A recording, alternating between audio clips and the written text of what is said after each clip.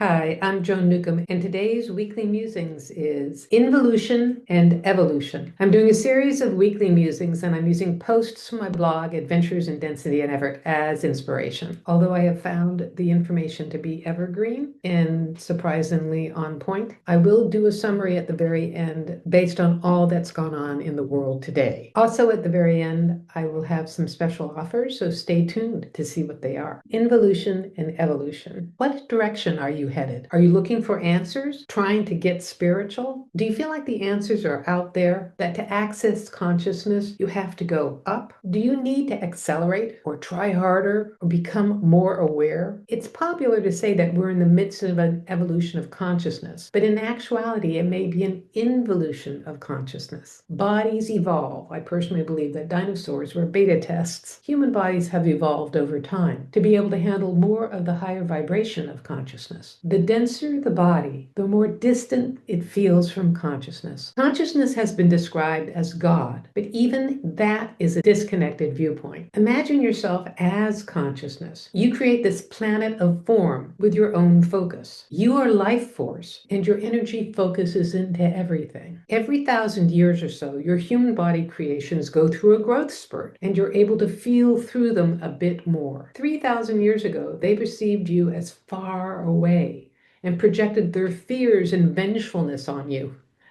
2,000 years ago, there was a consciousness shift from their perspective that brought you closer. You became a parental figure. There's been another shift, and they're able to feel you within. It's blowing their minds. For you, it's not exactly a coming inward, it's more a focused concentration. In body, it feels like being enveloped in love. Make that love with a capital L. The body tingles, pain disappears, feels expansive. It feels incredibly clear. There's incredible gratitude, incredible appreciation, an inner sense of knowing. How do you get there? How do you feel this more? It's all about navigation. If it feels negative or limiting, it's turning away. If it feels joyous or expansive, it's turning towards. Yet sometimes body personality has been hunched down for so long, it feels fearful about standing up or opening up. Sometimes it's about breaking through or breaking open. It's more than just choosing your thoughts or redirecting your thinking. It's as simple as imagining that you are consciousness, focusing inward. When uncomfortable thoughts and feelings come up, turn your full focus as consciousness upon them. Light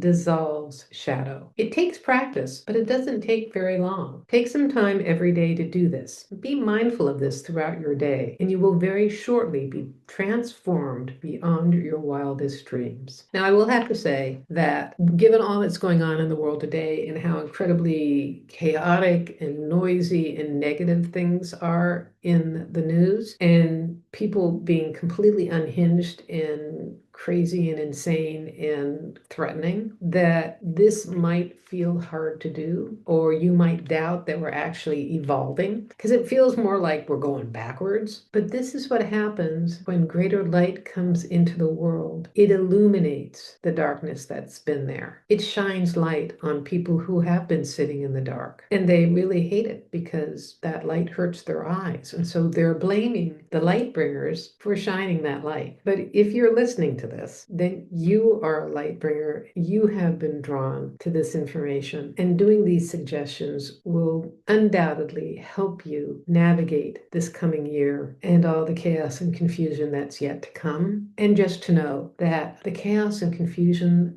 the loudness, is coming from those who have been sitting in the dark, who want the rest of the world to come back into the dark. They're very uncomfortable with an acceleration of consciousness because it feels to them like their world is disintegrating. And to an element it is, but it is growing into something bigger and better. And from their present viewpoint, they can't see that. But it's a very small percentage. They're very loud, so they feel like a majority, but really they're a very small group, and the rest of the world is evolving. I would say that when I first started this work 45 years ago, to me that there weren't a lot of light bringers, and I would say that there's like only one light bringer in a family, and the rest are there just to carry on the family patterns. But I believe now there are many, many more light bringers, if not majority of us are light bringers. We may not be used to it. We might have been quiet for most of our lives, but we have embodied consciousness to such a degree that we can't help but radiate light. We can't help but go towards light, and we can't help but share the light. If you share the light, it might be uncomfortable at first. It might be uncomfortable for people around you if they're used to sitting in the dark, but ultimately it will feel like the right thing to do and the right direction to go. You will be connecting with the collective consciousness and helping humanity. So if you've had an experience like this, please let me know in the comment below. I'd love to read your comments. And if you like these videos, please share them with your family and friends and on your social media. And also click the heart button, the thumbs up button. Please like or subscribe. And that way you're telling the algorithm